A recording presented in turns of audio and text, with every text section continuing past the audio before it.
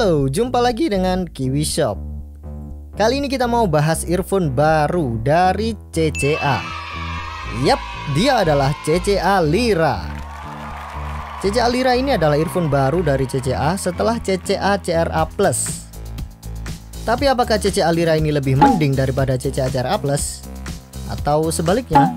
Atau beda lagi? Simak aja. Sebelum lanjut, jangan lupa subscribe, like kalau suka, dislike kalau gak suka. Jangan lupa komen dan share.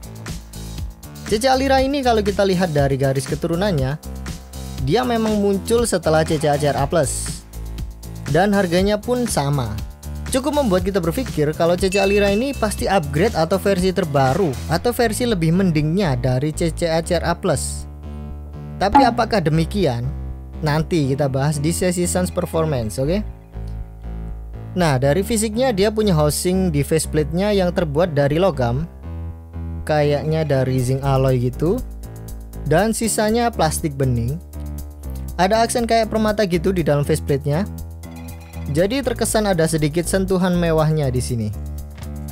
Dan pada bagian dalamnya ada sedikit tonjolan yang bikin dia lebih ergonomis dan lebih nancep di telinga ini guys. Kayak dalamannya KZ DK6. Jadi di kuping itu ergonomis dan terasa nyaman. CCA Lyra ini ada dua varian, yaitu clear silver kayak gini dan clear blue. Untuk kabelnya kabel jenis KZ pin C0,75 silver dan jacknya letter L.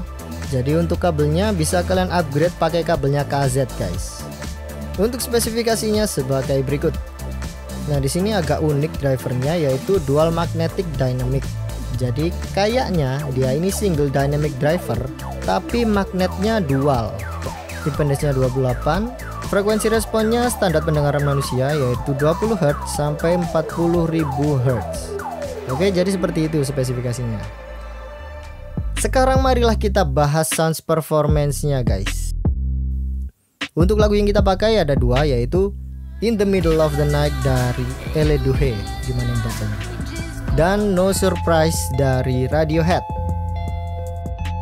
Untuk setup yang kita pakai yaitu Poco X3 dengan DAC VO KA3 dan source musiknya dari Apple Music.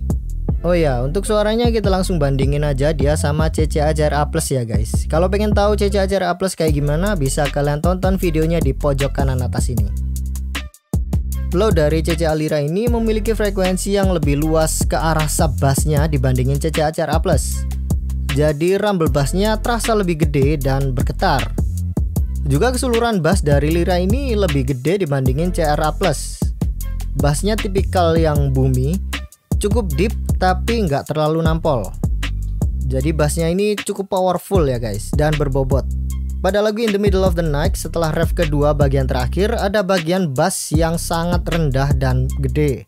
Nah, CCA Lyra ini mempresentasikannya dengan sangat bagus. Bener-bener puas dan penuh banget di kuping itu bassnya. Kita coba di volume 90% pun bassnya masih stabil dan gak mengganggu suara di frekuensi lain. Jadi bisa dibilang cukup rapi meskipun bassnya gede. Vokal dari Lyra ini lebih maju dan natural dibandingin CCA CRA Plus guys. Dari segi kejernihan dan kejelasan juga masih bagus si Lyra ini. Selain itu lebih wet juga dan lebih lembut. Bukan berarti CRA Plus vokalnya kasar ya guys. Cuman vokal dari CCA Lyra ini lebih lembut dibandingin CRA Plus. Dan mid dari CCA Lyra ini cukup crispy, cuman gak se-crispy CRA Plus. Jadi masih dominan tekstur lembutnya di sini. Pada lagu No Surprise, intronya terdengar lebih berwarna dan wet. Dan vokal dari Thom Yorke ini juga terdengar lebih jelas dan wet. Overall vokalnya maju sehingga jadi lebih jelas dan wetnya lebih terasa. High-nya bukan high yang sparkling gitu, bisa dibilang high-nya ini tipikal high yang lembut. Lalu dia juga cukup cering dan energik. High-nya di sini sedikit mundur, teksturnya kurang kontras dan si balance-nya lembut. Bisa dibilang high-nya di sini nggak bright tapi terdengar agak warm dan lembut. Detailnya masih 11-12 sama CRA Plus, cukup terangkat dan kedengeran. Cuman di sini CRA Plus punya detail yang lebih kaya, lebih kontras dan lebih mudah didengerin dibandingin Lyra. Separasinya juga 11-12 dengan CRA Plus, cukup kontras antar frekuensi dan suara instrumen musik maupun vokal. Clarity-nya masih 11-12 juga dibandingin CRA Plus. Kurang lebih sama lah ya. Untuk sound stage-nya nggak begitu luas, sedikit lebih sempit si Lyra ini, tapi nggak sampai berasa sesak gitu sih guys. Jadi cukup terdengar lebih berdekatan gitu layeringnya. Jadi overall CCA Lyra ini bisa dibilang mild V-shape dan sedikit mid-centris.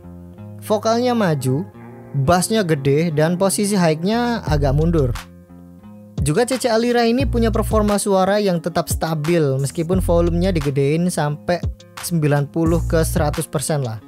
Jadi ini nggak ada ceritanya frekuensi high atau si balance yang jadi nusuk atau bass yang jadi melebar gak kekontrol gitu. Semuanya tetap stabil dengan posisi dan kualitas suara yang nyaman di telinga kalian. Luar biasa.